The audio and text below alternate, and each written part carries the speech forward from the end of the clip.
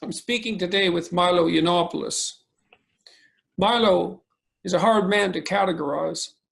Part journalist, part performance artist, part agent provocateur, part comedian and wit. Yiannopoulos is a man of immense and complex self-contradiction.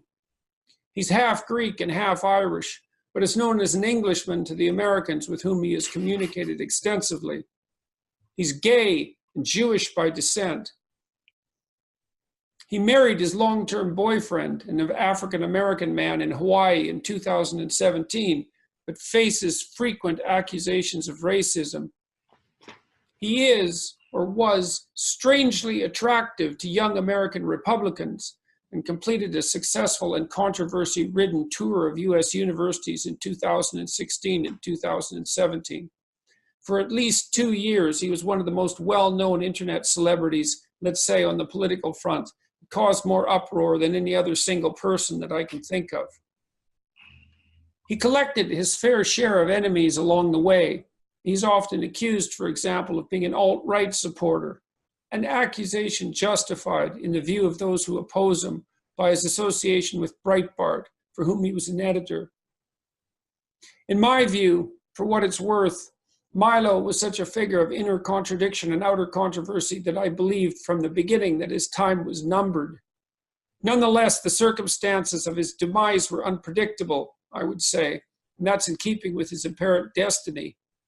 After revealing details of his early sexual experiences at the hands of a 29-year-old priest whom he refused to name, he stated that he was an active participant in the events and that such occurrences were far more common and far more consensual than people were willing to admit. I don't think he ever recovered from the controversy that those comments generated. I should finish by saying that Milo is definitely now on the list of those who no one acceptably socially should ever speak to, which I suppose is one of the reasons why I'm talking to him. I want to know what happened to him in his own words, and I don't really give a damn if that's politically incorrect. Thanks, Milo, for agreeing to be on my channel and podcast.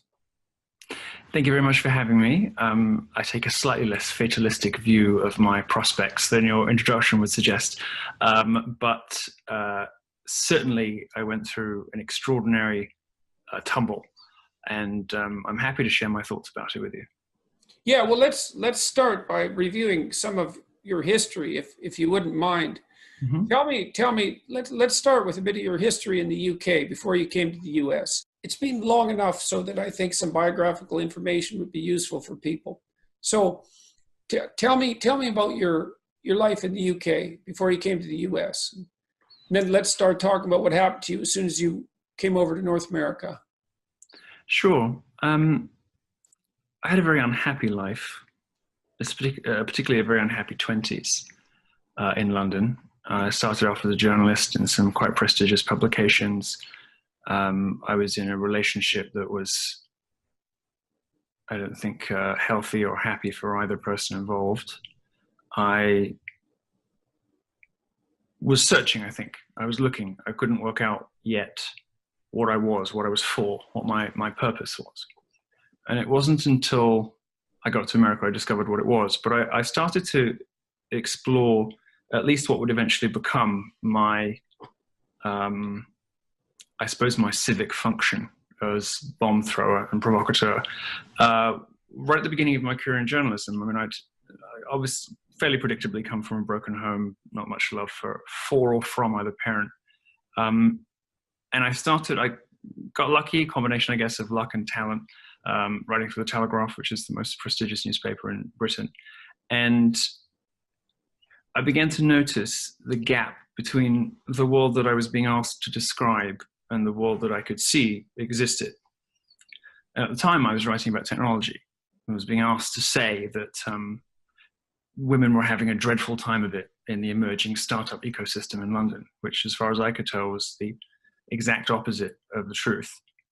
And eventually, these sort of fissures got wider and wider to the point where I sort of had this moment where I realized that my profession was a crock of, you know what, and that if I wanted to do something worthwhile with my life, I should either blow it up from the inside by being one, or pick something else to do. And that was around the time that I attracted the attention of Breitbart, the site in the US. And I started from London writing from Breitbart in the US. And at that time, I didn't really know what it was. I never met Andrew Breitbart, and I didn't know who he was either. Yeah, I don't think anybody knew what it was or what it was to begin with. And it's a funny thing when you look at things in retrospect. You know, you get involved with people and organizations that develop a particular way over time, and then it looks from a historical perspective like that was self-evident from the beginning, but certainly not when you're dealing with a new organization. Yeah, I mean, it was new-ish. I don't think that the values of Breitbart changed a lot, but I think perhaps its modus operandi, I think perhaps the way that it conducted itself as an organization shifted into high gear when Steve Bannon and I were there. And I was doing the culture war stuff, and Steve was using the rest of the site as the sort of battering ram politically. So, I mean, I bear a large part of the responsibility for Breitbart becoming what it eventually became, although I don't think they've held on to that legacy very well.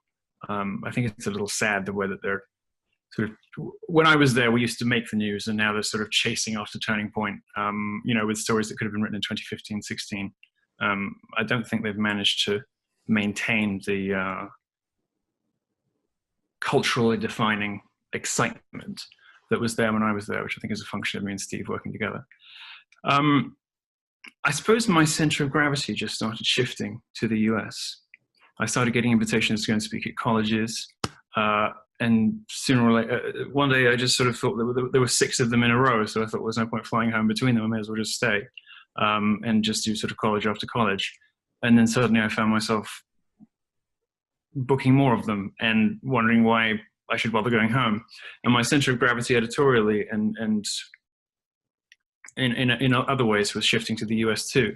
So I, over the course of 6 or 9 months, began writing more about the States, thinking more about the States, being in it, talking about it. And then I suppose fast forward a year perhaps, and I was one of the 2 or 3 people driving, you know, Breitbart as this extraordinary, momentous, fascinating, dysfunctional editorial force through the last election.